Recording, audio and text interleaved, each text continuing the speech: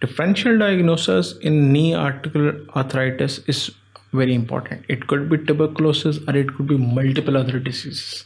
As the symptoms are usually swelling, limp, pain, and aches, and along with the mild symptoms may be prolonged for quite a long time. Therefore, multiple other diseases has to be kept in mind that this could be this problem as well. The most commonly it could be the monoarticular infection, for example, monoarticular arthritis, which may be involving a bacterial infection of a very low virulence, may mimic chronic infection of tuberculosis. Then it's the rheumatoid arthritis. Usually monoarticular rheumatoid arthritis is quite rare, and patient will give some history of some other joint pains as well. There may be history of morning stiffness as well, which may point out towards that. But yes, there is a possibility the patient may actually present with monoarticular arthritis, and it happens to be a rheumatoid arthritis. Again, subacute pyogenic arthritis or synovitis, as it's subacute, this can mimic the low tuberculosis because it's usually prolonged over time. There is mild swelling, patient may limp, patient may settle down, and eventually patient's symptoms may improve a bit, and then again it progresses slowly towards the chronic osteomyelitis. Therefore, it's very difficult just on history and examination and X-ray pattern to actually diagnose.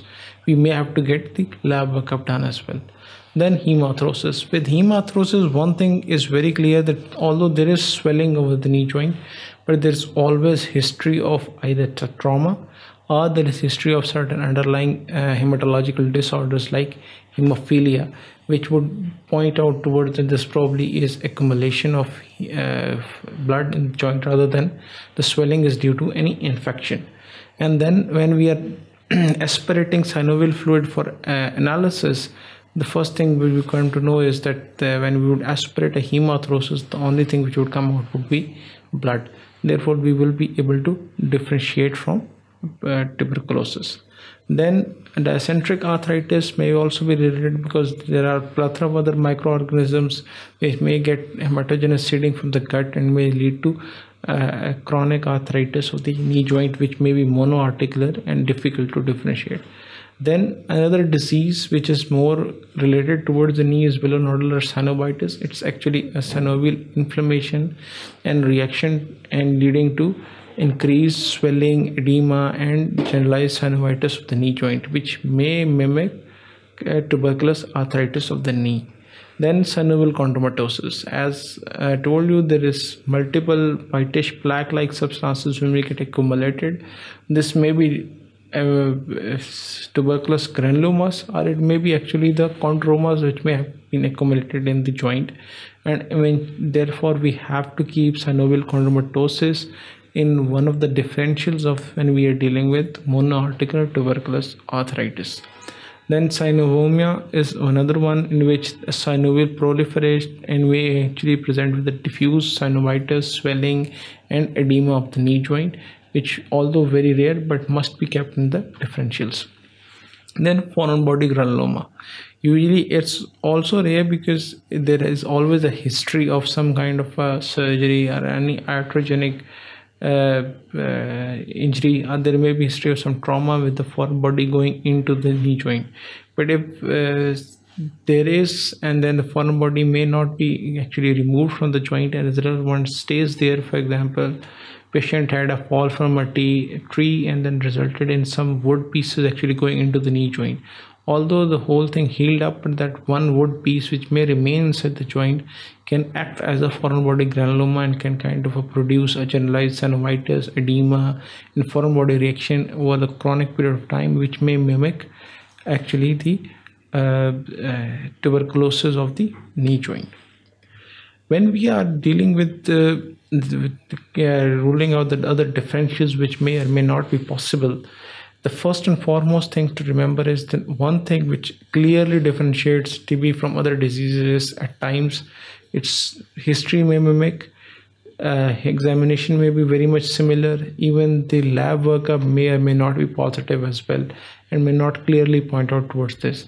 Therefore, we may have to, once we have taken the history examination, lab workup, radiological investigations, we may have to go for biopsy.